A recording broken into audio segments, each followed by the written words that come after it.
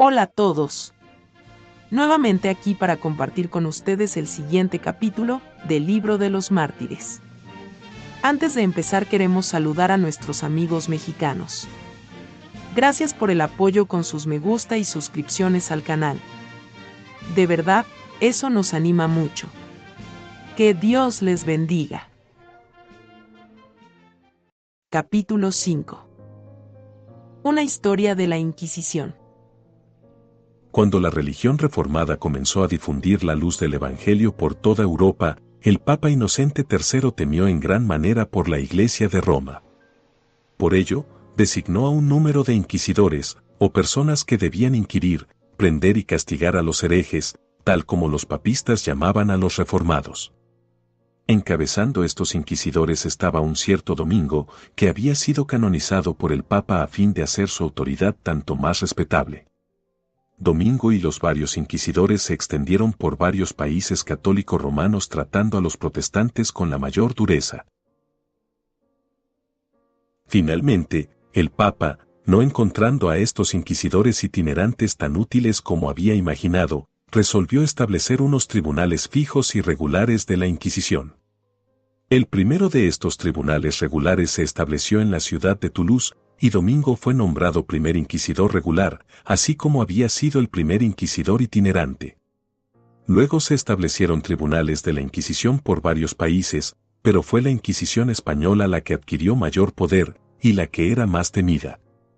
Hasta los mismos reyes de España, aunque arbitrarios en todos los demás respectos, aprendieron a temer el poder de los señores de la Inquisición, y las horrendas crueldades que éstos ejercían obligaron a multitudes, que diferían en sus opiniones de los católicos romanos, a disimular sus sentimientos.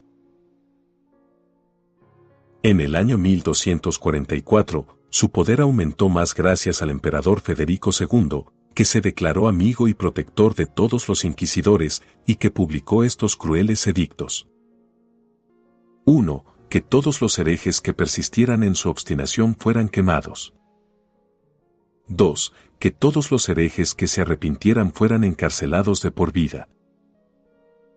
Este celo del emperador en favor de los inquisidores católicos romanos surgió por causa de una historia que se había propagado por toda Europa, de que tenía la intención de renunciar al cristianismo y hacerse mahometano. Por ello, el emperador intentó, por medio de un fanatismo extremado, contradecir la patraña y mostrar mediante su crueldad su adhesión al papado.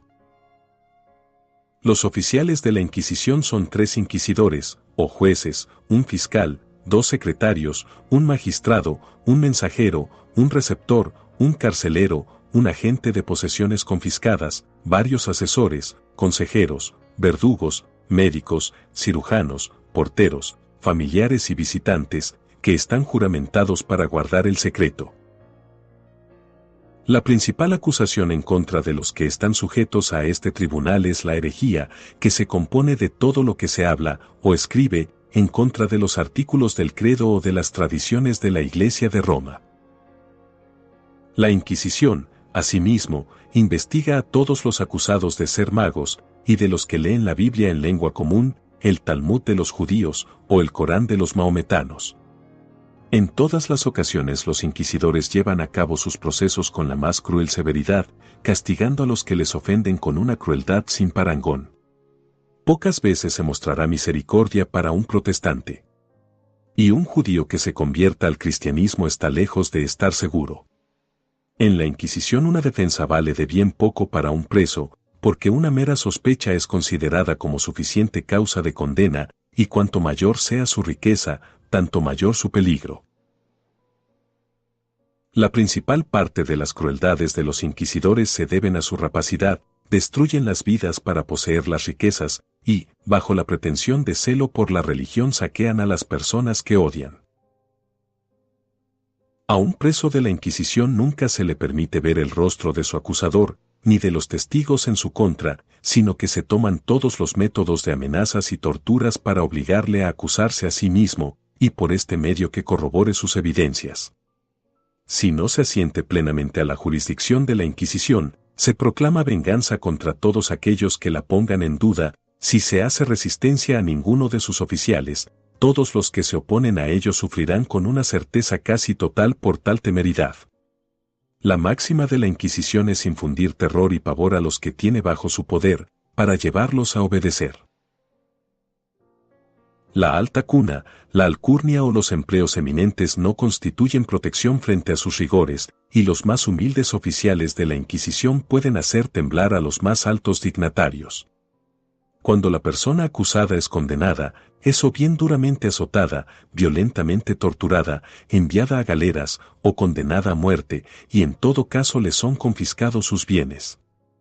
Después del juicio, se lleva a cabo una procesión que se dirige al lugar de la ejecución, ceremonia que se llama un auto da fe, o auto de fe. Lo que sigue es un relato de un auto da fe, llevado a cabo en Madrid en el año 1682. Tuvo lugar el 30 de mayo. Los oficiales de la Inquisición, precedidos por trompetas, timbales y su bandera, desfilaron a caballo hasta el lugar de la Plaza Mayor, donde hicieron la proclamación de que el 30 de junio se ejecutaría la sentencia contra los presos. De estos presos, iban a ser quemados 20 hombres y mujeres, y un maometano renegado, 50 judíos, hombres y mujeres, que nunca antes habían sido encarcelados y arrepentidos de sus crímenes, fueron sentenciados a un largo confinamiento y a llevar una coroza amarilla. Toda la corte de España estaba presente en esta ocasión. El gran trono del inquisidor fue situado en una especie de estrado muy por encima de el del rey.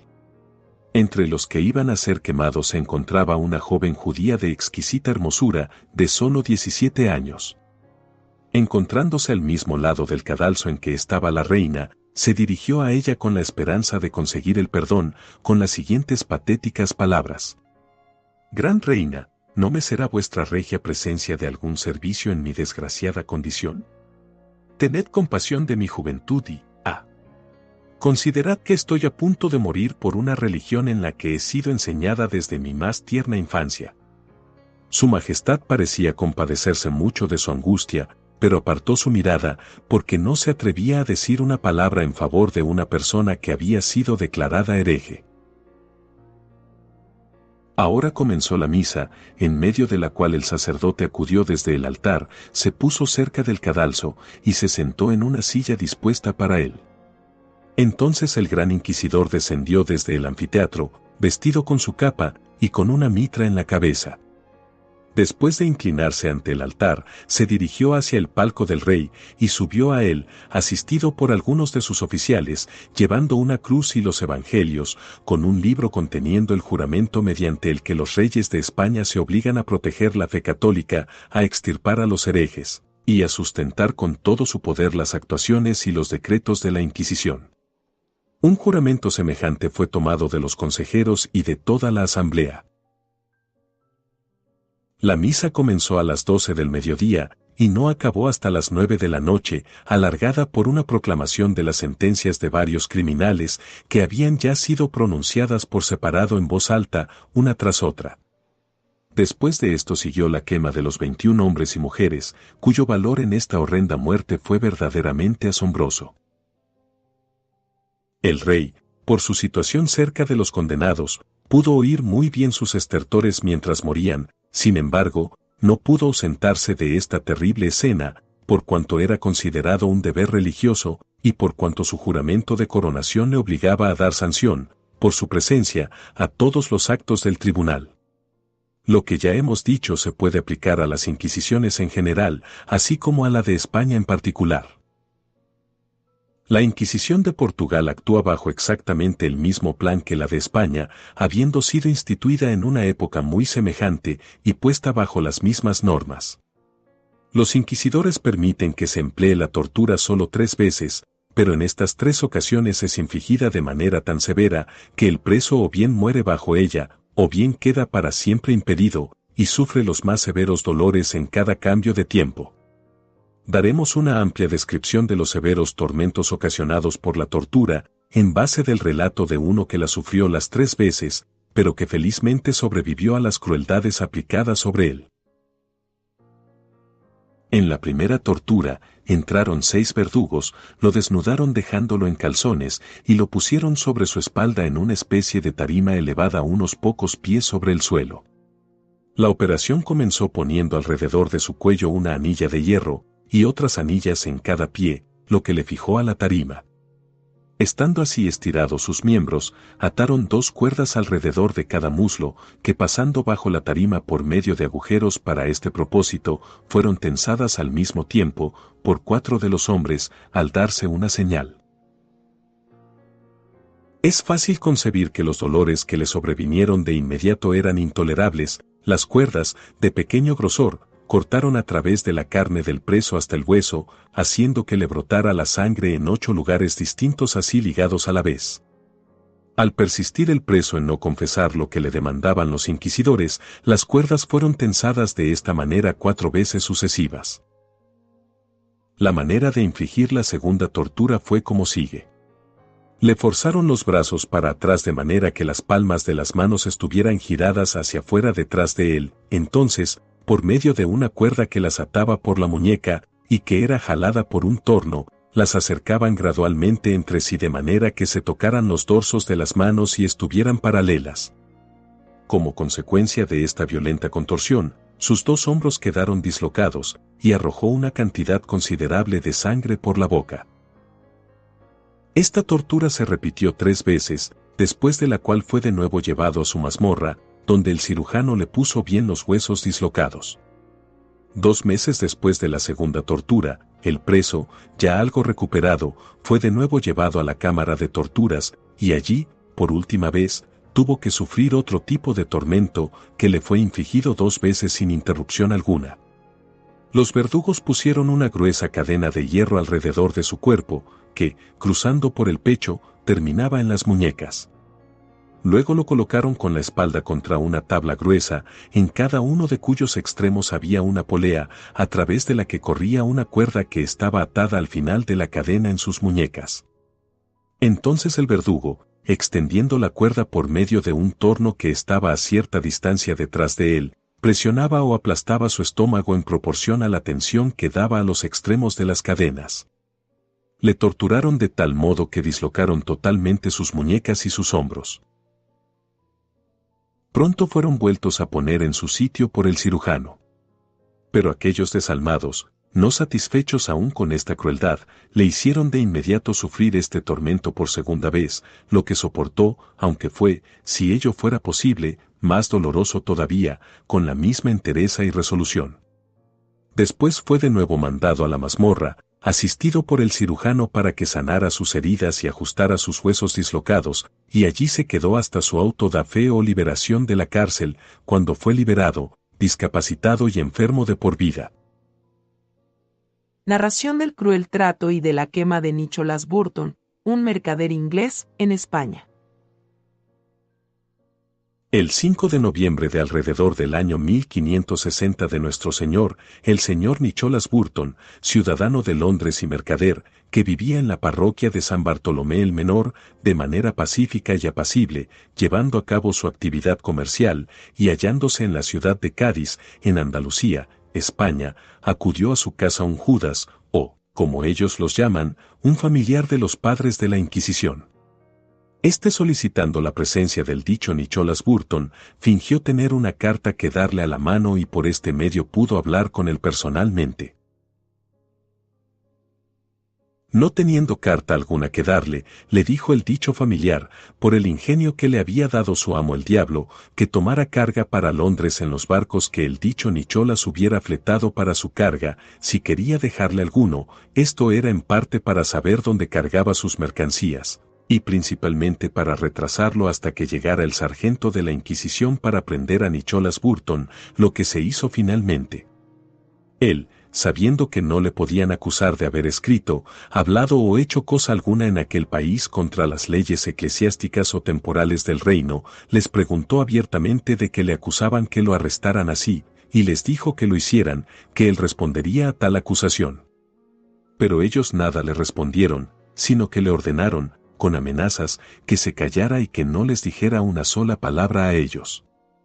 Así lo llevaron a la inmunda cárcel común de Cádiz, donde quedó encadenado durante 14 días entre ladrones. Durante todo este tiempo instruyó de tal manera a los pobres presos en la palabra de Dios, en conformidad al buen talento que Dios le había otorgado a este respecto, y también en el conocimiento de la lengua castellana. En aquel breve tiempo consiguió que varios de aquellos supersticiosos e ignorantes españoles abrazaran la palabra de Dios y rechazaran sus tradiciones papistas. Cuando los oficiales de la Inquisición supieron esto, lo llevaron cargado de cadenas desde allí a una ciudad llamada Sevilla, a una cárcel más cruel y apiñada llamada Triana, en la que los dichos padres de la Inquisición procedieron contra él en secreto en base de su usual cruel tiranía, de modo que nunca se le permitió ya ni escribir ni hablar a nadie de su nación, de modo que se desconoce hasta el día de hoy quién fue su acusador. Después, el día 20 de diciembre, llevaron a Nicholas Burton, con un gran número de otros presos, por profesar la verdadera religión cristiana, a la ciudad de Sevilla, a un lugar donde los dichos inquisidores se sentaron en un tribunal que ellos llaman auto. Lo habían vestido con un sanbenito, una especie de túnica en la que había en diversos lugares pintada la imagen de un gran demonio atormentando un alma en una llama de fuego, y en su cabeza le habían puesto una coroza con el mismo motivo. Le habían puesto un aparato en la boca que le forzaba la lengua fuera, aprisionándola, para que no pudiera dirigir la palabra a nadie para expresar ni su fe ni su conciencia, y fue puesto junto a otro inglés de Southampton, y a varios otros condenados por causas religiosas, tanto franceses como españoles, en un cadalso delante de la dicha Inquisición, donde se leyeron y pronunciaron contra ellos sus juicios y sentencias. Inmediatamente después de haber pronunciado estas sentencias, fueron llevados de allí, al lugar de ejecución, fuera de la ciudad, donde los quemaron cruelmente. Dios sea alabado por la constante fe de ellos. Este Nicholas Burton mostró un rostro tan radiante en medio de las llamas, aceptando la muerte con tal paciencia y gozo, que sus atormentadores y enemigos que estaban junto a él, se dijeron que el diablo había tomado ya su alma antes de llegar al fuego, y por ello dijeron que había perdido la sensibilidad al sufrimiento. Lo que sucedió tras el arresto de Nicholas Burton fue que todos los bienes y mercancías que había traído consigo a España para el comercio le fueron confiscadas, según lo que ellos solían hacer. Entre aquello que tomaron había muchas cosas que pertenecían a otro mercader inglés, que le había sido entregado como comisionado. Así, cuando el otro mercader supo que su comisionado estaba arrestado y que sus bienes estaban confiscados, envió a su abogado a España, con poderes suyos para reclamar y demandar sus bienes. El nombre de este abogado era John Fronton, ciudadano de Bristol. Cuando el abogado hubo desembarcado en Sevilla y mostrado todas las cartas y documentos a la Casa Santa, pidiéndoles que aquellas mercancías le fueran entregadas, le respondieron que tenía que hacer una demanda por escrito y pedir un abogado, todo ello, indudablemente, para retrasarlo, e inmediatamente le asignaron uno para que redactara su súplica, y otros documentos de petición que debía exhibir ante su santo tribunal, cobrando 8 reales por cada documento. Sin embargo, no les hicieron el menor caso a sus papeles, como si no hubiera entregado nada. Durante 3 o 4 meses, este hombre no se perdió acudir cada mañana y tarde al palacio del inquisidor, pidiéndoles de rodillas que le concedieran su solicitud, y de manera especial al obispo de Tarragona, que era en aquellos tiempos el jefe de la Inquisición en Sevilla, para que él, por medio de su autoridad absoluta, ordenara la plena restitución de los bienes. Pero el botín era tan suculento y enorme que era muy difícil desprenderse de él. Finalmente, tras haber pasado 4 meses enteros en pleitos y ruegos, y también sin esperanza alguna, recibió de ellos la respuesta de que debía presentar mejores evidencias y traer certificados más completos desde Inglaterra como prueba de su demanda que la que había presentado hasta entonces ante el tribunal. Así, el demandante partió para Londres, y rápidamente volvió a Sevilla, con más amplias y completas cartas de testimonio, y certificados, según le había sido pedido, y presentó todos estos documentos ante el tribunal. Sin embargo, los inquisidores seguían sacándoselo de encima, excusándose por falta de tiempo, y por cuanto estaban ocupados en asuntos más graves, y con respuestas de esta especie lo fueron esquivando, hasta 4 meses después. Al final, cuando el demandante ya casi había gastado casi todo su dinero, y por ello arguía más intensamente por ser atendido, le pasaron toda la cuestión al obispo, quien, cuando el demandante acudió a él, le respondió así, que por lo que a él respectaba, sabía lo que debía hacerse, pero él solo era un hombre, y la decisión pertenecía a los otros comisionados, y no solo a él así, pasándose unos el asunto a los otros, el demandante no pudo obtener el fin de su demanda. Sin embargo, por causa de su importunidad, le dijeron que habían decidido atenderle. Y la cosa fue así: uno de los inquisidores, llamado Gasco, hombre muy bien experimentado en estas prácticas, pidió al demandante que se reuniera con él después de la comida. Aquel hombre se sintió feliz de oír las nuevas, suponiendo que le iban a entregar sus mercancías, y que le habían llamado con el propósito de hablar con el que estaba encarcelado para conferenciar acerca de sus cuentas, más bien por un cierto malentendido, oyendo que los inquisidores decían que sería necesario que hablara con el preso, y con ello quedando más que medio convencido de que al final iban a actuar de buena fe. Así, acudió allí al caer la tarde. En el acto que llegó, lo entregaron al carcelero, para que lo encerrara en la mazmorra que le habían asignado. El demandante, pensando al principio que había sido llamado para alguna otra cosa, y al verse, en contra de lo que pensaba, encerrado en una oscura mazmorra, se dio cuenta finalmente de que no le irían las cosas como había pensado. Pero al cabo de 2 o 3 días fue llevado al tribunal, donde comenzó a demandar sus bienes, y por cuanto se trataba de algo que le servía bien sin aparentar nada grave, le invitaron a que recitara la oración Ave María gratia plena, dominas tecum, benedicta tu in mulieribus, et benedictus fructus ventris tui Jesús. Amén.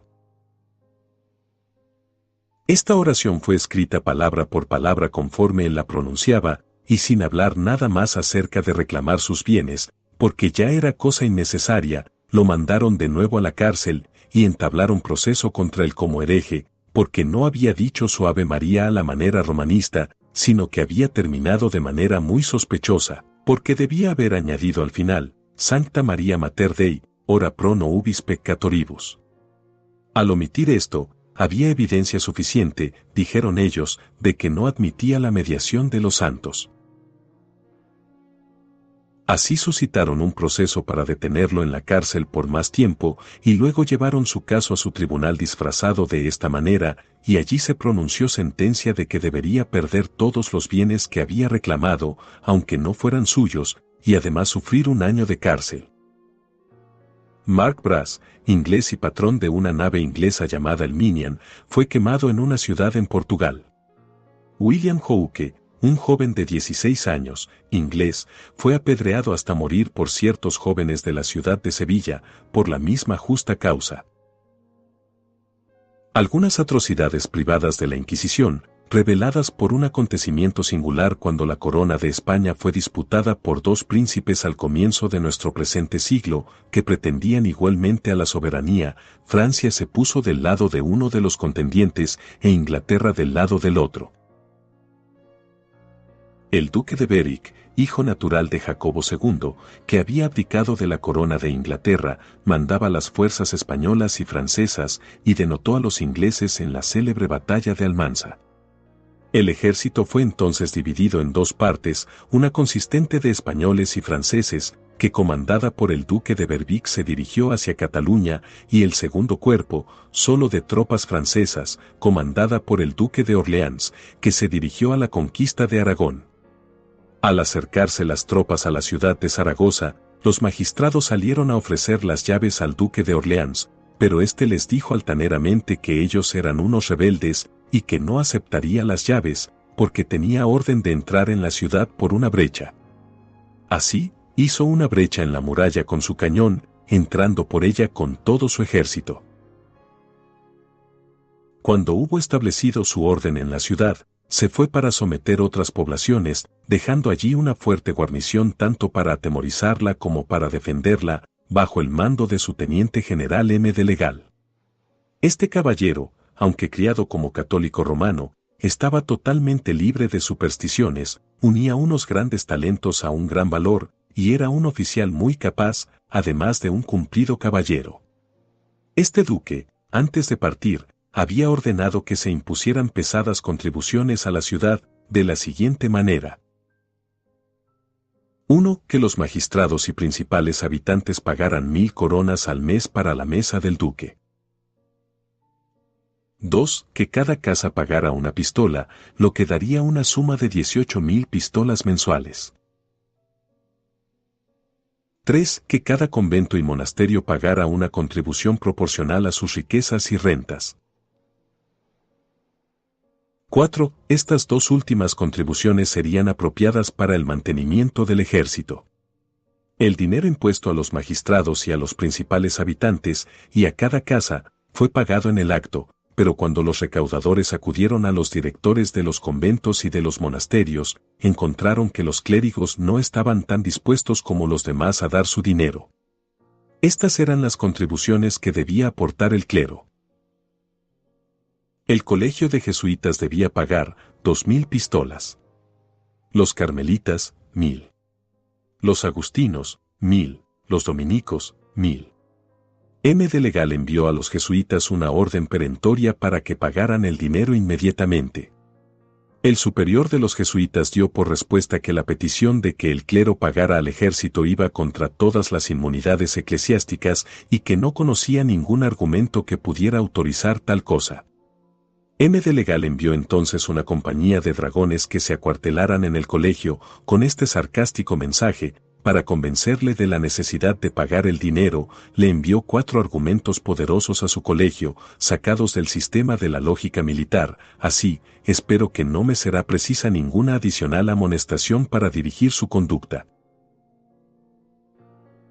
Estos procedimientos dejaron muy perplejos a los jesuitas, los cuales enviaron un correo a la corte, al confesor del rey, que era de su orden, pero los dragones se dieron mucha más prisa en saquear y destruir que el correo en su viaje, de modo que los jesuitas, viendo que todo estaba siendo destruido y arruinado, consideraron mejor arreglar la cuestión de manera amistosa, y pagar el dinero antes del regreso de su mensajero.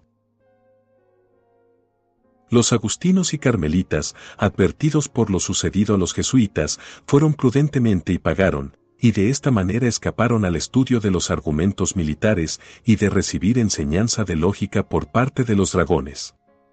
Pero los dominicos, que eran todos familiares de, o agentes dependientes de la Inquisición, imaginaron que aquellas mismas circunstancias servirían para protegerles. Pero estaban en un error, porque M. de Legal ni temía ni respetaba a la Inquisición. El director de los dominicos le envió un mensaje diciéndole que su orden era pobre y que no tenían dinero alguno con el que pagar las contribuciones. Decía así: toda la riqueza de los dominicos consiste solo en las imágenes de plata de los apóstoles y santos, de tamaño natural, que están en la iglesia, y que sería sacrilegio quitar.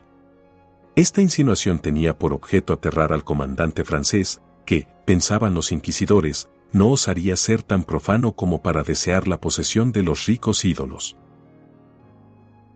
Sin embargo, él envió aviso de que las imágenes de plata serían un admirable sustitutivo del dinero, y que serían más útiles en su posesión que en posesión de los dominicos, porque, decía él, mientras los tenéis de la manera en que los tenéis ahora, están en nichos, inútiles e inmóviles, sin ser de provecho alguno para la humanidad en general, o siquiera vosotros, pero, cuando estén en mis manos, serán útiles, los pondré en movimiento, porque tengo la intención de acuñarlos, para que viajen. Como los apóstoles, sean de beneficio en lugares variados, y circulen para servicio universal de la humanidad. Los inquisidores se quedaron atónitos ante este tratamiento, que nunca esperaban recibir, ni siquiera de cabezas coronadas. Por ello, decidieron entregar sus preciosas imágenes en solemne procesión, para levantar al pueblo a una insurrección. Así, los frailes recibieron orden de dirigirse a casa de Legal con los apóstoles y santos de plata con voces de endecha, con cirios encendidos en sus manos, y clamando amargamente por todo el camino, diciendo: herejía, herejía. M. de Legal, al enterarse de esta manera de actuar, ordenó que 4 compañías de granaderos se alinearan por la calle que llevaba a su casa, se ordenó a cada granadero que tuviera su mosquete cargado en una mano y un cirio encendido en la otra, de modo que las tropas pudieran o bien repeler la fuerza con la fuerza, o hacer honores a la farsa. Los frailes hicieron todo lo que pudieron por suscitar un tumulto, pero el común del pueblo tenía demasiado miedo a las tropas armadas para hacerles caso. Por ello, las imágenes de plata fueron entregadas de necesidad a M. de Legal, que las envió a la Casa de Moneda, para que las acuñaran de inmediato. Habiendo fracasado el intento de levantar una insurrección, los inquisidores decidieron excomulgar a M. de Legal, a no ser que liberara de su encarcelamiento en la Casa de la Moneda a los preciosos santos de plata antes que fueran fundidos o mutilados de cualquier otra manera. El comandante francés rehusó en absoluto liberar las imágenes, diciendo que iban desde luego a viajar y a hacer el bien. Ante esto, los inquisidores redactaron un documento de excomunión, ordenando al secretario que fuera a leérselo a M. de Legal. El secretario ejecutó fielmente su encargo, y leyó la excomunión de manera clara y comprensible. El comandante francés la escuchó con gran paciencia, y cortésmente le dijo al secretario que daría su respuesta al día siguiente. Cuando el secretario de la Inquisición se hubo marchado, M. de Legal ordenó a su secretario que preparase un documento de excomunión exactamente igual al enviado por la Inquisición, pero haciendo esta alteración, en lugar de su nombre, que pusiera el de los inquisidores. A la mañana siguiente ordenó a 4 regimientos que se armaran, y les ordenó que acompañaran a su secretario, y que actuaran como él les mandara. El secretario fue a la Inquisición, e insistió en ser admitido, lo que, después de muchas discusiones, le fue concedido. Tan pronto como hubo entrado, leyó, en voz audible, la excomunión enviada por M. de Legal contra los inquisidores. Los inquisidores estaban todos presentes, y la oyeron atónitos, nunca habiendo antes hallado individuo alguno que osara actuar de manera tan atrevida. Clamaron a gritos contra M. de Legal como hereje, y dijeron, esto es un insulto de lo más osado contra la fe católica. Pero para mayor sorpresa, el secretario francés les dijo que tendrían que salir de su actual morada, porque el comandante francés quería acuartelar sus tropas en la Inquisición, siendo que era el lugar más cómodo de toda la ciudad. Los inquisidores clamaron a gritos por esto, y el secretario los puso entonces bajo una fuerte custodia, y los envió al lugar que M. de Legal había dispuesto para ellos. Los inquisidores, al ver cómo iban las cosas, rogaron que se les permitiera tomar sus posesiones personales, lo que les fue concedido. Se dirigieron a renglón seguido a Madrid, donde se quejaron amargamente ante el rey.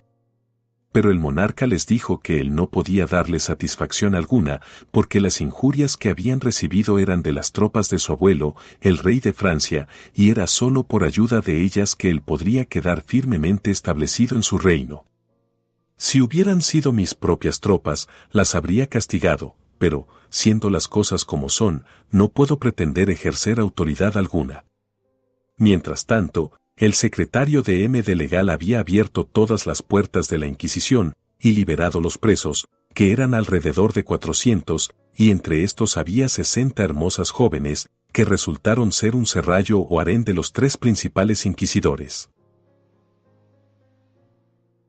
Este descubrimiento, que dejó expuesta tan abierta la perversidad de los inquisidores, alarmó mucho al arzobispo, que pidió a M. de Legal que enviara a las mujeres a su palacio, donde él se cuidaría apropiadamente de ellas. Al mismo tiempo publicó una censura eclesiástica en contra de todos los que ridiculizaran o censuraran el santo oficio de la Inquisición. El comandante francés envió recado al arzobispo diciéndole que los presos habían huido, o que estaban tan estrechamente escondidos por sus amigos o incluso por sus propios oficiales, que le era imposible recuperarlos, y que habiendo la Inquisición cometido tales atrocidades, ahora debía soportar su exhibición pública. Algunos pueden sugerir que es cosa extraña que las cabezas coronadas y que los eminentes nobles no trataran de aplastar el poder de la Inquisición y reducir la autoridad de aquellos tiranos eclesiásticos, de cuyas fauces implacables no estaban seguros ni sus familias ni ellos mismos. Pero, por asombroso que sea, la superstición había siempre prevalecido en este caso contra el sentido común, y la costumbre había obrado contra la razón. Desde luego, hubo un príncipe que trató de reducir la autoridad de la Inquisición, pero perdió su vida antes de ser rey, y consiguientemente antes de tener poder para hacerlo, porque la sola sugerencia de su intención sirvió para su destrucción. Este era el muy gentil príncipe Don Carlos, hijo de Felipe II, rey de España, y nieto del célebre emperador Carlos V. Don Carlos poseía todas las buenas cualidades de su abuelo, sin ninguna de las malas de su padre, y era un príncipe de gran viveza, de gran erudición y del carácter más gentil. Tenía el suficiente sentido común para poder ver los errores del papado, y aborrecía el nombre mismo de la Inquisición. Se manifestó en público en contra de esta institución, ridiculizaba la afectada piedad de los inquisidores, hizo lo que pudo por denunciar sus atroces acciones e incluso declaró que si jamás llegaba a la corona, que aboliría la Inquisición y exterminaría a sus agentes. Esto fue suficiente para irritar a los inquisidores contra el príncipe, dedicaron sus mentes a idear una venganza y decidieron destruirle. Los inquisidores emplearon ahora todos sus agentes y emisarios para esparcir las más arteras insinuaciones contra el príncipe y al final suscitaron tal espíritu de descontento entre el pueblo que el rey se vio obligado a enviar a Don Carlos fuera de la corte. No contento con esto, persiguieron incluso a sus amigos y obligaron asimismo al rey a desterrar a Don Juan, duque de Austria, su propio hermano y por consiguiente tío del príncipe, junto con el príncipe de Parma, sobrino del rey y primo del príncipe, porque sabían bien que tanto el duque de Austria como el príncipe de Parma sentían una adhesión sincera e inviolable hacia Don Carlos. Pocos años después, al haber mostrado el príncipe una gran lenidad y favor para con los protestantes en los Países Bajos, la Inquisición protestó estridentemente contra él, declarando que por cuanto aquellas personas eran herejes, que el príncipe necesariamente tenía que serlo, porque los favoreció. En resumen, alcanzaron tanta influencia sobre la mente del rey, que estaba totalmente esclavizado bajo la superstición, que, por asombroso que parezca, sacrificó los sentimientos de la naturaleza al fanatismo y, por miedo a incurrir en la ira de la Inquisición, entregó a su único hijo, firmando él mismo su sentencia de muerte.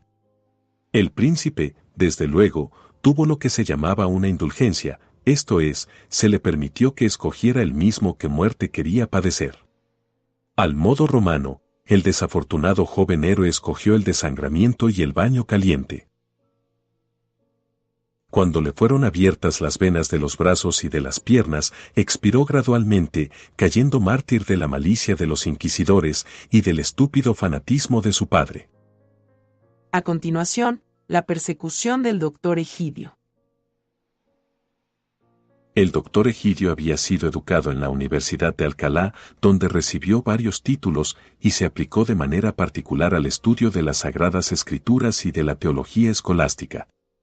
Cuando murió el profesor de teología, él fue elegido para tomar su lugar y actuó para tal satisfacción de todos, que su reputación de erudición y piedad se extendió por toda Europa.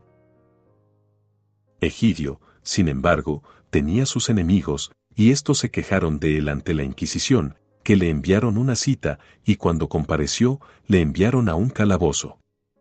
Como la mayoría de los que pertenecían a la Iglesia Catedral de Sevilla, y muchas personas que pertenecían al Obispado de Dortois, aprobaban totalmente las doctrinas de Egidio que consideraban perfectamente coherentes con la verdadera religión, hicieron una petición al emperador en su favor. Aunque el monarca había sido educado como católico romano, tenía demasiado sentido común para ser un fanático, y por ello envió de inmediato una orden para que fuera liberado. Poco después visitó la iglesia de Valladolid, e hizo todo en su mano por promover la causa de la religión.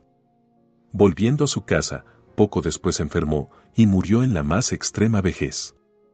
Habiéndose visto frustrados los inquisidores de satisfacer su malicia contra él, mientras vivía, decidió, mientras todos los pensamientos del emperador se dirigían a una campaña militar, a lanzar su venganza contra el ya muerto. Así, poco después que muriera ordenaron que sus restos fueran exhumados, y se emprendió un proceso legal, en el que fueron condenados a ser quemados, lo que se ejecutó.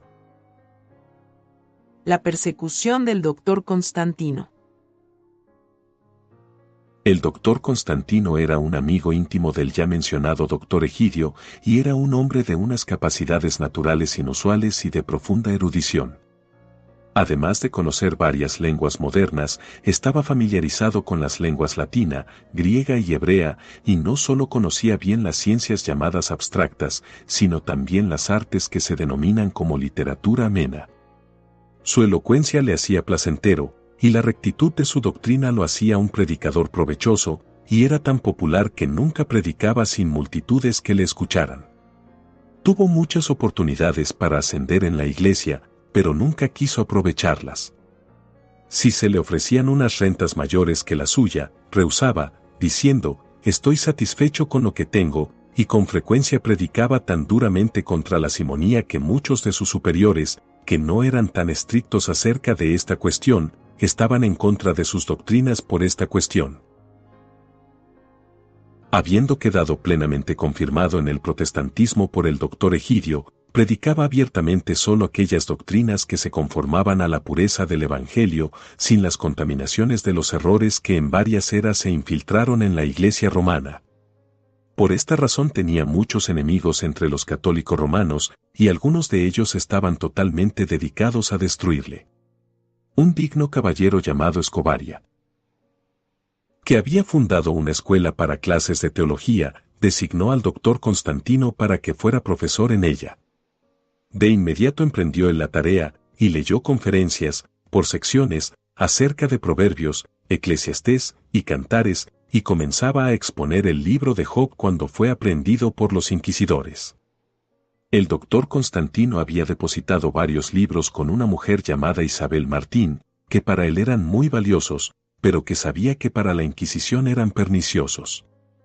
Esta mujer, denunciada como protestante, fue prendida y, después de un breve proceso, se ordenó la confiscación de sus bienes.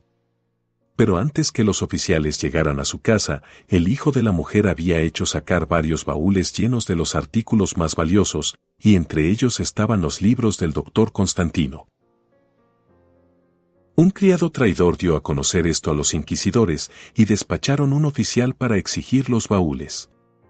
El hijo, suponiendo que el oficial solo quería los libros de Constantino, le dijo, «Sé lo que busca, y se lo daré inmediatamente». Entonces le dio los libros y papeles del doctor Constantino, quedando el oficial muy sorprendido al encontrar algo que no se esperaba. Sin embargo, le dijo al joven que estaba contento que le diera estos libros y papeles, pero que tenía sin embargo que cumplir la misión que le había sido encomendada, que era llevarlo a él y los bienes que había robado a los inquisidores, lo que hizo de inmediato. La joven bien sabía que sería en vano protestar o resistirse, y por ello se sometió a su suerte. Los inquisidores, en posesión ahora de los libros y escritos de Constantino, tenían ahora material suficiente para presentar cargos en su contra. Cuando fue llamado a un interrogatorio, le presentaron uno de sus papeles, preguntándole si conocía de quién era la escritura. Dándose cuenta que era todo suyo, supuso lo sucedido, confesó el escrito y justificó la doctrina en él contenida, diciendo, «En esto ni en ninguno de mis escritos me he apartado jamás de la verdad del Evangelio, sino que siempre he tenido a la vista los puros preceptos de Cristo, tal como Él los entregó a la humanidad». Después de una estancia de más de 2 años en la cárcel, el doctor Constantino fue víctima de una enfermedad que le provocó una hemorragia, poniendo fin a sus miserias en este mundo. Pero el proceso fue concluido contra su cuerpo, que fue quemado públicamente en el siguiente auto da fe. La vida de William Gardner.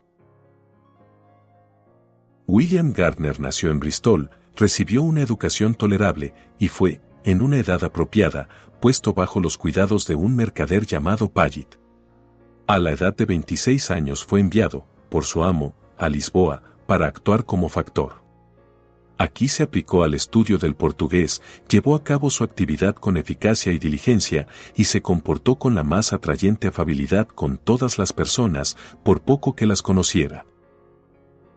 Mantenía mayor relación con unos pocos que conocía como celosos protestantes, evitando al mismo tiempo con gran cuidado dar la más mínima ofensa a los católicos romanos. Sin embargo, no había asistido nunca a ninguna de las iglesias papistas. Habiéndose concertado el matrimonio entre el hijo del rey de Portugal y la infanta de España, en el día del casamiento el novio, la novia y toda la corte asistieron a la iglesia catedral, concurrida por multitudes de todo rango, y entre el resto William Gardner, que estuvo presente durante toda la ceremonia, y que quedó profundamente afectado por las supersticiones que contempló. El erróneo culto que había contemplado se mantenía constante en su mente. Se sentía desgraciado al ver todo un país hundido en tal idolatría, cuando se podría tener tan fácilmente la verdad del Evangelio. Por ello, tomó la decisión, loable pero inconsiderada, de llevar a cabo una reforma en Portugal, o de morir en el intento, y decidió sacrificar su prudencia a su celo, aunque llegara a ser mártir por ello. Para este fin concluyó todos sus asuntos mundanos, pagó todas sus deudas, cerró sus libros y consignó su mercancía. Al siguiente domingo se dirigió de nuevo a la iglesia catedral, con un Nuevo Testamento en su mano, y se dispuso cerca del altar.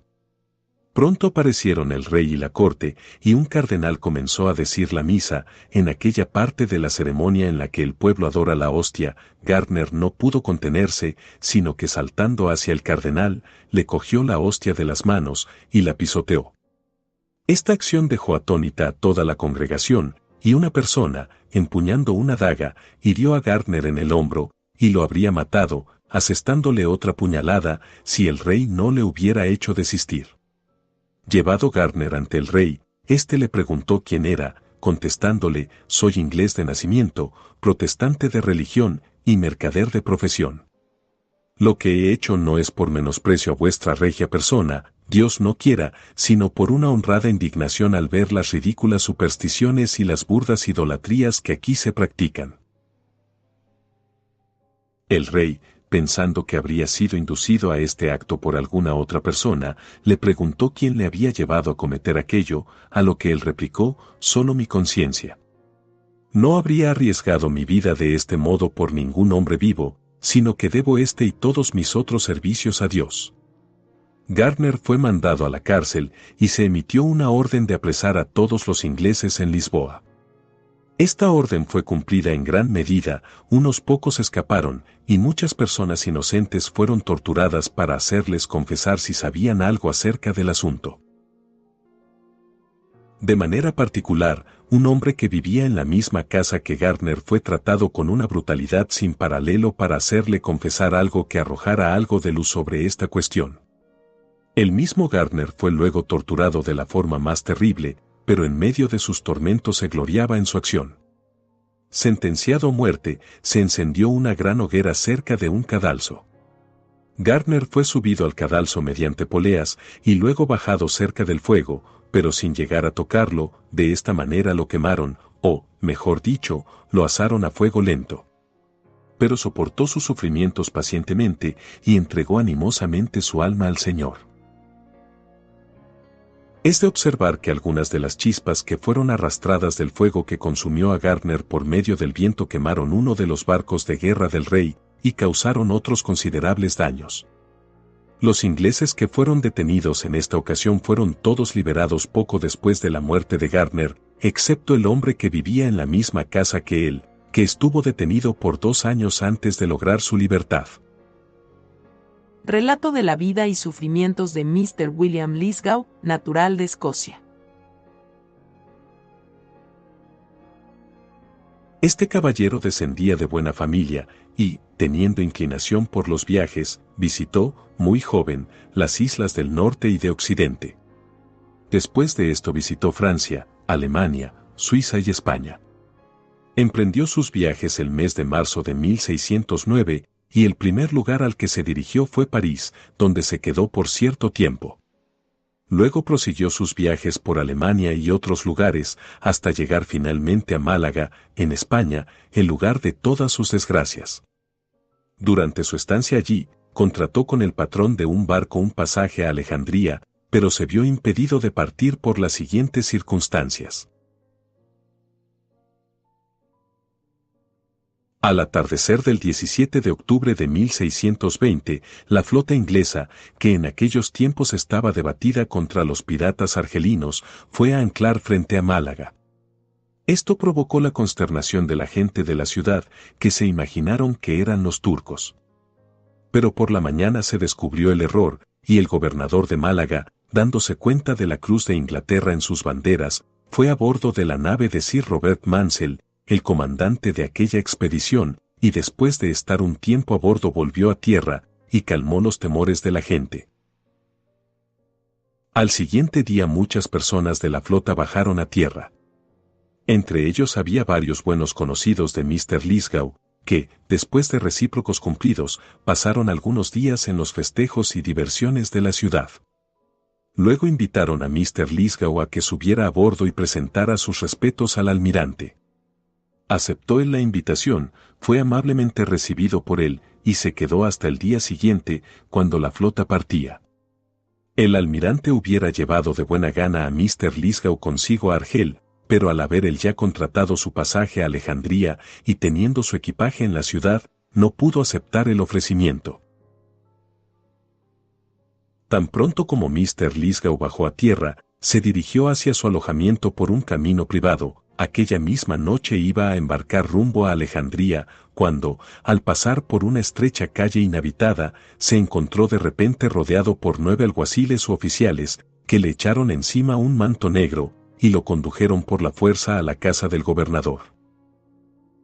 Después de poco tiempo apareció el gobernador, y Mr. Lisgow le rogó intensamente que le dijera cuál era la causa de un trato tan violento. El gobernador solo respondió con una sacudida de cabeza, y dio orden que se vigilara estrechamente al preso hasta que él, el gobernador, volviera de sus devociones. Al mismo tiempo dio orden de que el capitán de la ciudad, el alcalde mayor y el notario de la ciudad comparecieran a su interrogatorio, y que todo esto tuviera lugar en el mayor de los secretos, para impedir que tuvieran conocimiento de ello los mercaderes ingleses que entonces residían en la ciudad. Estas órdenes fueron estrictamente cumplidas, y al volver el gobernador, se sentó él con los funcionarios y Mr. Lisgow fue traído para su interrogatorio. El gobernador comenzó haciéndole varias preguntas, como de qué país procedía, a dónde se dirigía, y cuánto tiempo había estado en España. El preso, después de responder a estas y otras preguntas, fue llevado a una estancia, donde, al cabo de poco tiempo, fue visitado por el capitán de la ciudad, que le preguntó si había estado alguna vez en Sevilla, o si había llegado de allá hacía poco tiempo, y dándole una palmada en la mejilla con aire de amistad, le conjuró a que dijera la verdad, porque, le dijo, tu misma cara revela que hay algo escondido en tu mente, y la prudencia debería llevarte a revelarlo. Sin embargo, viendo que no podía sacar nada del preso, lo dejó e informó de ello al gobernador y a los otros funcionarios. A esto Mr. Lisgow fue traído delante de ellos y presentaron una acusación general contra él, y fue obligado a jurar que daría respuestas veraces a las preguntas que le hicieran. El gobernador pasó a indagar acerca del comandante inglés, y la opinión del preso acerca de cuáles eran los motivos que le impidieron aceptar una invitación suya de acudir a tierra. Pidió, asimismo, los nombres de los capitanes ingleses en la flota y qué conocimiento tenía el del embarque o preparación para el mismo antes de su partida de Inglaterra. Las respuestas dadas a las varias preguntas hechas fueron registradas por escrito delante de notario, pero aquel conventículo parecía sorprendido ante su negación de saber nada acerca de la preparación de la flota, en particular el gobernador, que le dijo que mentía, que era un traidor y espía, y que había venido directamente de Inglaterra para favorecer y ayudar a los designios proyectados contra España, y que para ello había pasado 9 meses en Sevilla, a fin de conseguir información acerca del tiempo de la llegada de la flota española procedente de las Indias. Protestaron acerca de su familiaridad con los oficiales de la flota y con muchos de los otros caballeros ingleses, siendo que se habían dado entre ellos muchas cortesías inusuales, pero todo esto había sido cuidadosamente vigilado. Además de sumarizado todo, y para poner las cosas más allá de toda duda, dijeron que venía de un consejo de guerra, celebrado aquella mañana a bordo del navío Almirante, a fin de llevar a cabo las órdenes que le habían sido encomendadas. Le inculparon de ser cómplice en la quema de la isla de Santo Tomás, en las Antillas. Por esto, dijeron, a estos luteranos e hijos del diablo no se les debería dar crédito alguno a lo que dicen o juran. En vano trató Mr. Lisgow de defenderse de las acusaciones de que había sido hecho objeto y de que le creyeran sus jueces, tan llenos de prejuicios. Pidió permiso para que le enviaran su bolsa, que contenía sus papeles y que podría mostrar su inocencia. A esta petición accedieron, pensando que podrían descubrir algunas cosas que desconocían. Trajeron, pues, la bolsa y, abriéndola, encontraron una licencia del rey Jacobo I, con su firma, estableciendo la intención del portador de viajar a Egipto. Esto lo trataron los altaneros españoles con gran menosprecio. Los otros papeles consistían en pasaportes, testimonios, etc., de personas de rango. Pero todas estas credenciales solo parecieron confirmar, en lugar de aminorar las sospechas de estos jueces llenos de prejuicios, que después de hacerse con todos los papeles del preso, le ordenaron que se volviera a retirar. Mientras tanto mantuvieron consultas para decidir dónde debía ser encerrado el preso. El alcalde, o juez principal, estaba a favor de encerrarlo en la cárcel de la ciudad, pero a esto objetaron, en especial el corregidor, que dijo, en castellano, a fin de impedir que sus compatriotas sepan su encierro: tomaré esto en mis manos, y me haré responsable de las consecuencias. A esto se acordó que fuera encerrado en la casa del gobernador con el mayor secreto. Decidido esto, uno de los alguaciles fue a Mr. Lisgow, pidiéndole que le entregara su dinero y que se dejara registrar.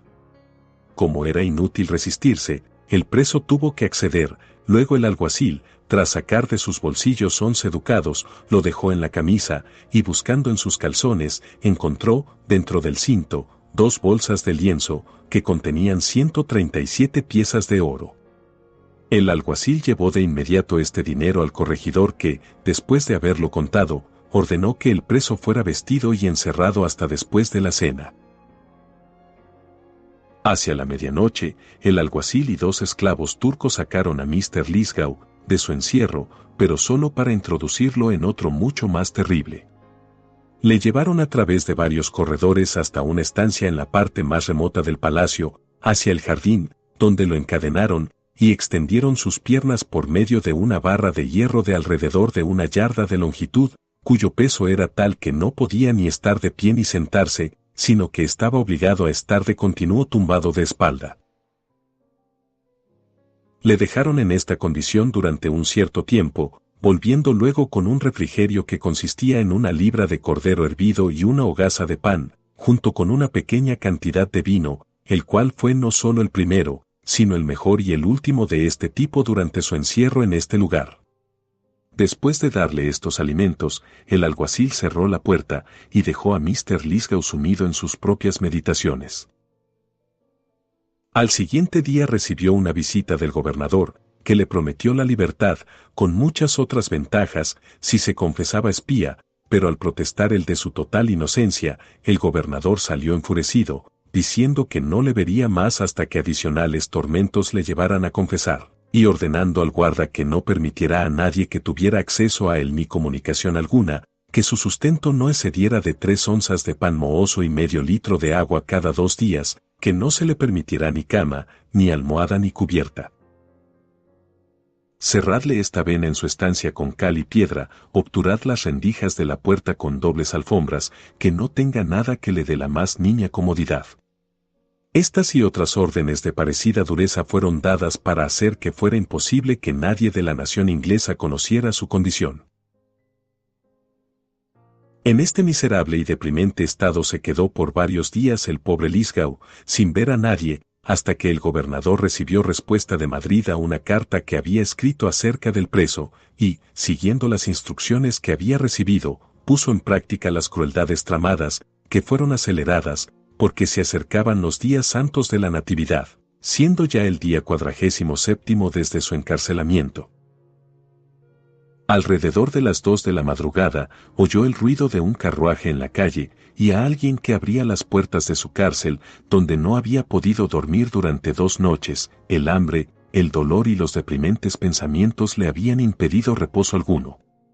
Poco después de que se abrieran las puertas de la prisión, los 9 alguaciles que le habían detenido la primera vez entraron en el lugar donde él yacía, y sin decir palabra, le llevaron con sus cadenas a través de la casa y a la calle, donde esperaba un carruaje, en el que le colocaron recostado sobre su espalda, al no poderse sentar. 2 de los alguaciles fueron con él, y el resto fueron andando junto al carruaje, pero todos observaron el más profundo silencio.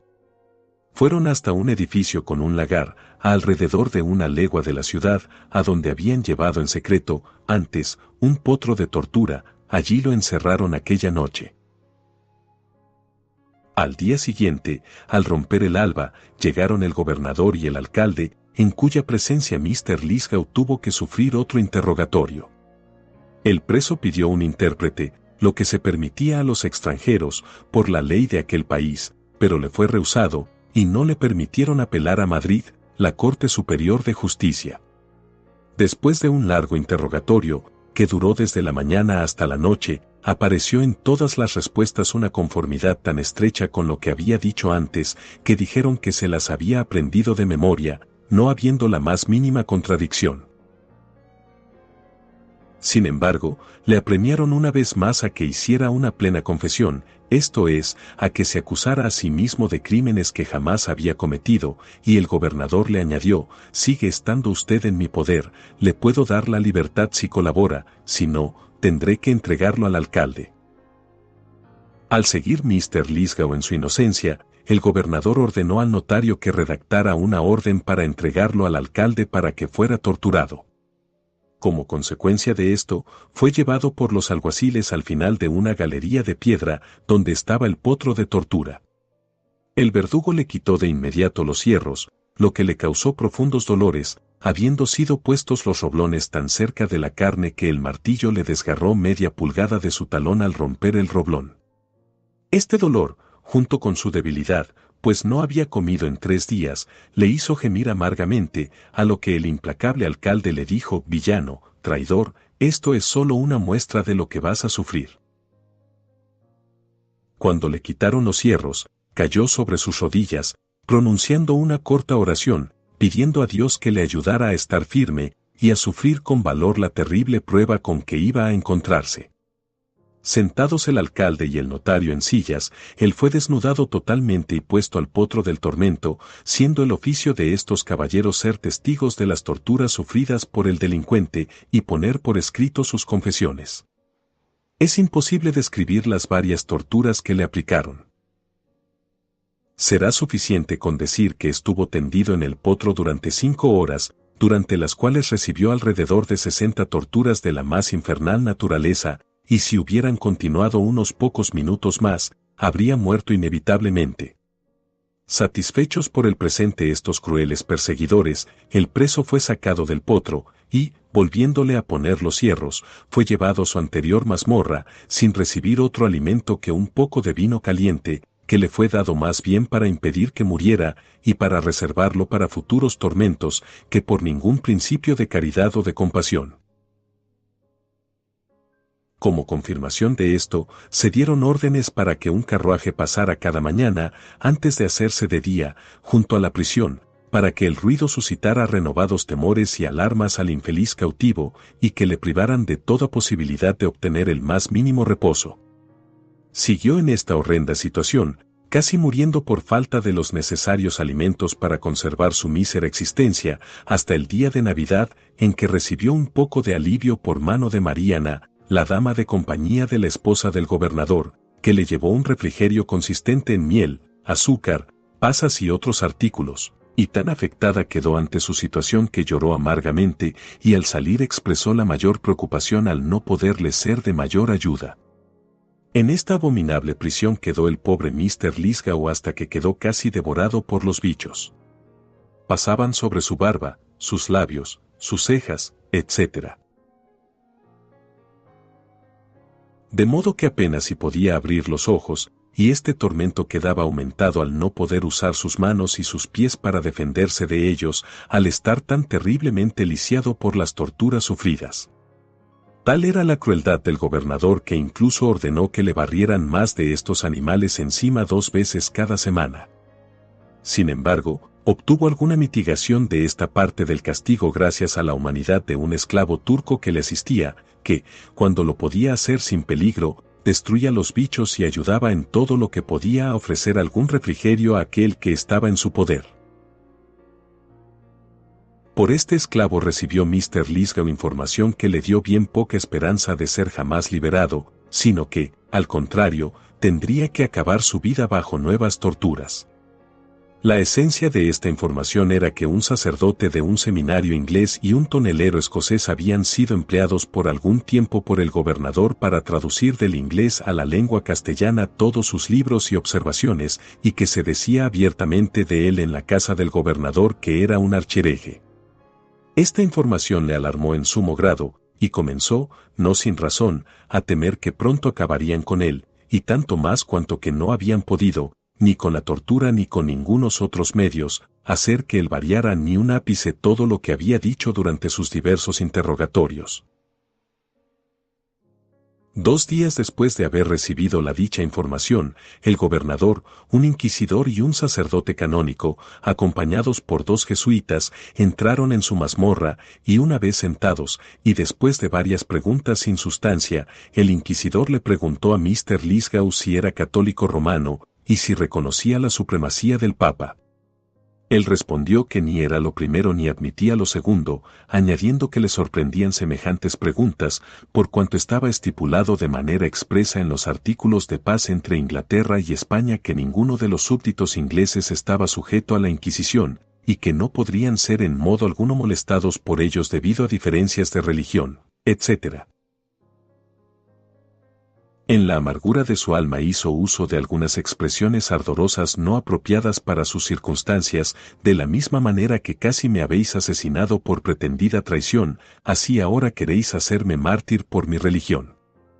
También le echó en cara al gobernador el actuar de esta mala manera contra el rey de Inglaterra, cuyo súbdito era él, olvidando la regia humanidad ejercitada para con los españoles en 1588, cuando su armada naufragó frente a la costa escocesa, y miles de españoles hallaron alivio, cuando en otro caso habrían perecido miserablemente. El gobernador admitió la verdad de lo dicho por Mr. Lithgow, pero contestó altaneramente que el rey, que entonces solo reinaba sobre Escocia, fue motivado más por temor que por amor, y que por ello no merecía gratitud alguna. Uno de los jesuitas dijo que no se debía guardar fe alguna a los herejes. Al finalizar esta comedia legal, le dieron al preso 8 días para que considerara y resolviera si iba a convenirse a la religión de ellos, tiempo durante el que, le dijo el inquisidor, él mismo, con otras órdenes religiosas, asistiría, para ayudarle en ello conforme él deseara. Uno de los jesuitas le dijo, haciendo primero la señal de la cruz sobre su pecho, «Hijo mío, mereces ser quemado vivo, pero por la gracia de Nuestra Señora de Loreto, a la que tú has blasfemado, salvaremos tanto tu alma como tu cuerpo». Por la mañana volvió el inquisidor, con otros 3 clérigos, y el primero le preguntó cuáles eran las dificultades en su conciencia que retardaban su conversión. A esto él respondió que no tenía dudas algunas en su mente, estando confiado en las promesas de Cristo y creyendo con toda certidumbre en su voluntad revelada dada en los Evangelios, como lo profesa la Iglesia Católica Reformada, estando confirmado en la gracia y teniendo de ello la seguridad infalible de la fe cristiana. A esto el inquisidor le contestó, «Tú no eres cristiano, sino un absurdo hereje, y sin conversión, un hijo de perdición». El preso le contestó que no pertenecía a la naturaleza y esencia de la religión y de la caridad convencer por medio de palabras insultantes, de potros y tormentos, sino por argumentos tomados de las Escrituras, y que todos los otros métodos serían totalmente ineficaces. El inquisidor se enfureció de tal manera ante las contestaciones del preso que le abofeteó en la cara, empleando muchas palabras insultantes, y trató de apuñalarlo, lo que ciertamente hubiera hecho si no le hubieran detenido los jesuitas, y desde este momento ya no visitó más al preso. Al siguiente día volvieron los dos jesuitas, con un aire muy grave y solemne, y el superior le preguntó qué resolución había adoptado. A esto Mr. Lithgow le contestó que él ya había tomado su resolución, a no ser que le pudieran dar razones de peso para hacerle cambiar de postura. El superior, después de una pedante exposición de sus 7 sacramentos, de la intercesión de los santos, de la transubstanciación, etc., se jactó enormemente de su iglesia, de su antigüedad, universalidad y uniformidad, cosas todas que Mr. Lithgow negó, porque la profesión de fe que yo sostengo ha existido desde los días de los apóstoles, y Cristo siempre ha tenido su propia iglesia, por muy oscuramente que fuera, en el tiempo de vuestras tinieblas más espesas. Los jesuitas, viendo que sus argumentos no surtían el efecto deseado, que los tormentos no podían sacudir su constancia, y ni siquiera el temor de la cruel sentencia que tenía todas las razones para esperar que sería pronunciada y ejecutada contra él, le dejaron, después de hacerle graves amenazas. Al 8º día después, que era el último de su inquisición, cuando se pronuncia la sentencia, volvieron de nuevo, pero muy cambiados en sus palabras y conducta después de repetir mucho los mismos argumentos mencionados anteriormente, pretendieron, con aparentes lágrimas en los ojos, que sentían de corazón que se viera obligado a sufrir una terrible muerte, pero sobre todo, por la pérdida de su preciosísima alma, y cayendo de rodillas, clamaron, conviértete, conviértete, querido hermano, por amor a nuestra bendita Señora, conviértete. A esto él respondió, no le temo ni a la muerte ni a la hoguera, estoy preparado para las dos cosas. Los primeros efectos que sufrió Mr. Lithgow de la decisión de este sanguinario tribunal fue una sentencia para sufrir aquella noche 11 torturas, y que si no moría en el curso de su inflicción, lo que sería de esperar razonablemente por lo mutilado y torturado que estaba, sería, después de las fiestas de Pascua, llevado a Granada, para ser allí quemado hasta ser reducido a cenizas.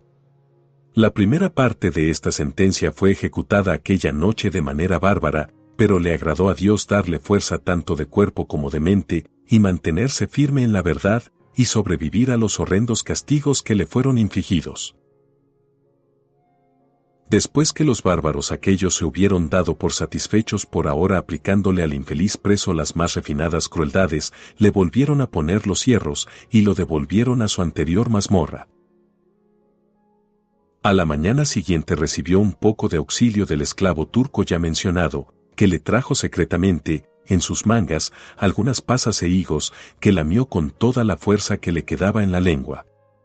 Es a este esclavo que atribuyó Mr. Lithgow el que sobreviviera tanto tiempo en una situación tan inhumana, porque encontró medios para llevarle algunos de estos frutos 2 veces a la semana. Es muy extraordinario, y digno de mención, que este pobre esclavo, criado desde su infancia en base de las máximas de su profeta y de sus padres, y detestando a los cristianos al máximo, se sintiera tan afectado por las terribles circunstancias de Mr. Lithgow que cayó enfermo, y así estuvo por espacio de 40 días. Durante este periodo, Mr. Lithgow fue atendido por una mujer negra, esclava, que encontró maneras para darle aún más amplio auxilio que el turco, al conocer la casa y la familia. Le traía víveres cada día, y algo de vino en una botella. El tiempo había ya transcurrido de tal manera, y la situación era tan verdaderamente horrenda, que Mr. Lithgow esperaba ansioso el día en que, viendo el fin de su vida, vería también el fin de sus tormentos. Pero sus deprimentes expectativas fueron interrumpidas por la feliz interposición de la providencia, y consiguió su liberación gracias a las siguientes circunstancias. Sucedió que un caballero español de alto rango llegó de Granada a Málaga, e invitado por el gobernador, le informó de lo que le había sucedido a Mr. Lithgow desde el momento en que fue prendido como espía, y le describió los diversos sufrimientos que había padecido. Asimismo, le dijo que después que se supo que el preso era inocente, esto le causó gran preocupación. Que por esta razón lo habría liberado y hecho alguna compensación por los males que había sufrido, pero que, al inspeccionar sus escritos, se hallaron varios que eran de naturaleza blasfema, muy ridiculizadores de su religión, y que, al rehusar retractarse de estas opiniones heréticas, fue entregado a la Inquisición, por quienes fue finalmente condenado. Mientras el gobernador estaba relatando esta trágica historia, un joven flamenco, criado del caballero español, que servía a la mesa quedó lleno de asombro y lástima por los sufrimientos del extraño así descritos.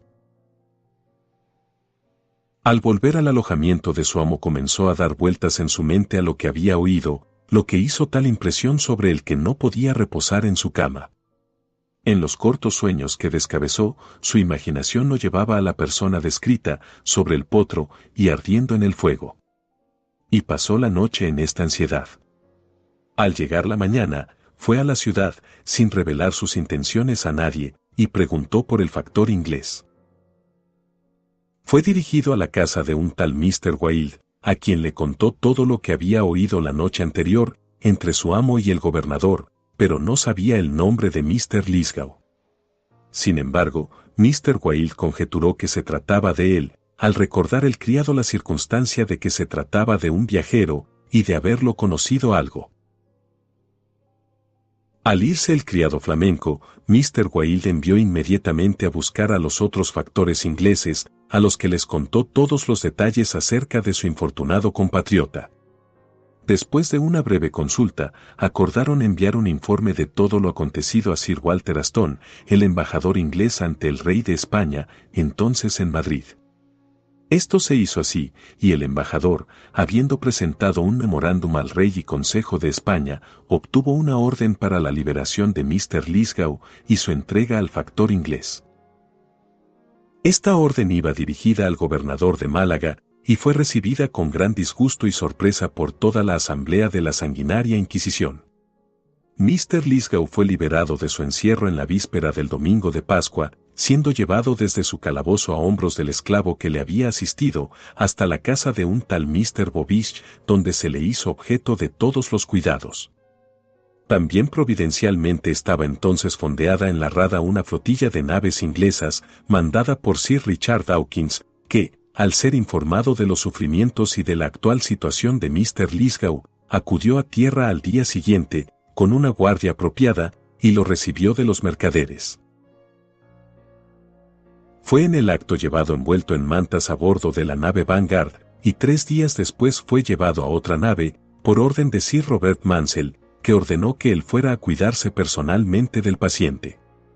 El factor le dio ropas y todas las provisiones necesarias, y además de esto le dieron 200 reales de plata, y Sir Richard Dawkins le envió 2 pistolas dobles. Antes de zarpar de la costa española, Sir Richard Dawkins demandó la entrega de sus papeles, dinero, libros, etc., pero no pudo obtener una respuesta satisfactoria en cuanto a esto. No podemos dejar de hacer una pausa para reflexionar cuán manifiestamente se interpuso la providencia en favor de este pobre hombre cuando estaba ya al borde de su destrucción, porque por su sentencia, frente a la cual no podía haber recurso alguno, habría sido llevado, pocos días después, a Granada, y quemado hasta quedar reducido a cenizas. Y como aquel pobre criado ordinario, que no le conocía en absoluto, ni podía tener interés personal alguno en su preservación, arriesgó el desagrado de su amo, poniendo en peligro su propia vida, para revelar algo tan importante y peligroso a un caballero desconocido, de cuya discreción dependía su propia existencia. Pero por medio de estos medios secundarios se interfiere generalmente la providencia en favor de los virtuosos y oprimidos, y de esto tenemos aquí un ejemplo de los más notables. Después de estar 12 días fondeado en la rada, la nave levó anclas, y al cabo de 2 meses arribó a Deptford sana y salva. A la mañana siguiente Mr. Lisgow fue llevado en una litera de plumas a Siebold's, en Hertfordshire, donde en aquel entonces se encontraban el rey y la familia real. Su Majestad estaba en aquel momento de cacería, pero al volver por la tarde le presentaron a Mr. Lisgow, que relató los detalles de sus sufrimientos y su feliz liberación. El rey se sintió tan afectado por la narración que expresó su sentimiento más profundo, y dio orden de que fuera enviado a Bath, y que sus necesidades fueran suplidas apropiadamente de su regia munificencia. Por medio de esto, en la gracia de Dios, Tras cierto tiempo Mr. Lithgow fue restaurado desde el más mísero espectáculo a una gran medida de salud y fortaleza, pero perdió el uso de su brazo izquierdo y varios de los huesecillos quedaron tan aplastados y rotos que quedaron inutilizados para siempre. A pesar de todos los esfuerzos, Mr. Lithgow jamás pudo obtener la devolución de ninguno de sus dineros o efectos, aunque su majestad y los ministros de Estado se interesaron en su favor. Cierto es que Gondamore, el embajador español, prometió que le serían devueltos todos sus efectos, con la añadidura de 1000 libras en dinero inglés, como algo de compensación por las torturas que había sufrido, suma esta que le debería ser pagada por el gobernador de Málaga. Pero estas promesas se quedaron en meras palabras, y aunque el rey era una cierta garantía de su cumplimiento, el astuto español encontró medios para eludirlas. La verdad es que tenía demasiada influencia en el Consejo inglés en la época de aquel pacífico reinado, cuando Inglaterra permitió ser intimidada a una esclavizada complacencia por parte de la mayoría de los estados y reyes de Europa. Recapitulación de la Inquisición. No se puede saber una cifra exacta de las multitudes que perecieron bajo la acción de la Inquisición por todo el mundo. Pero dondequiera que el papado tuviera el poder, allí había un tribunal. Fue constituido incluso en Oriente, y la Inquisición portuguesa de Goa fue, hasta hace bien pocos años, un ejemplo de crueldad. América del Sur fue dividida en provincias de la Inquisición, y, con espantosa emulación de los crímenes de la madre patria, las llegadas de los virreyes y otros festejos populares eran consideradas incompletos sin un auto de fe. Los Países Bajos fueron una escena de matanzas desde el momento del decreto que instauró la Inquisición entre ellos. En España es más posible hacer cálculos. Cada uno de los 17 tribunales quemaron anualmente, durante un prolongado periodo, a 10 pobres seres humanos. Debemos recordar que esto tuvo lugar en un país donde la persecución había abolido durante siglos toda diferencia religiosa y donde la dificultad no residía en encontrar una estaca, sino la ofrenda. Sin embargo, incluso en España, donde la herejía había sido tan erradicada, la Inquisición pudo engordar su lista de asesinatos a 32.000. El número de quemados en efigie, o de condenados a penitencias, castigos generalmente equivalentes al destierro, confiscación y oprobio para la descendencia, ascendió a 309.000. Pero las multitudes que perecieron en las cámaras de tortura, en los calabozos, y por corazones partidos, los millones de vidas dependientes que quedaron sin protección alguna, o que fueron aceleradas a la tumba por la muerte de las víctimas, están más allá de todo registro, o registradas solo por aquel que ha jurado que el que lleva a cautividad, irá a cautiverio, el que a espada mate, a espada morirá. Así era la Inquisición, declarada por el Espíritu de Dios como siendo a la vez la descendencia e imagen del papado. Para ver la realidad de la paternidad, tenemos que contemplar los tiempos. En el siglo XIII el papado estaba en la cima de su dominio secular, era independiente de todos los reinos, gobernaba con una influencia jamás vista ni desde entonces poseída por cetro humano alguno, era el soberano reconocido de cuerpos y almas, para todos los propósitos humanos tenía un poder inconmensurable para bien y para mal. Podría haber esparcido literatura, paz, libertad y cristianismo hasta los confines de Europa o del mundo. Pero su naturaleza era adversaria, su triunfo más pleno solo exhibió su más pleno mal, y, para vergüenza de la razón humana, y para terror y sufrimiento de la virtud humana, Roma, en la hora de su grandeza consumada, parió, dándose el monstruoso y horrendo nacimiento de la Inquisición. Fin del capítulo 5.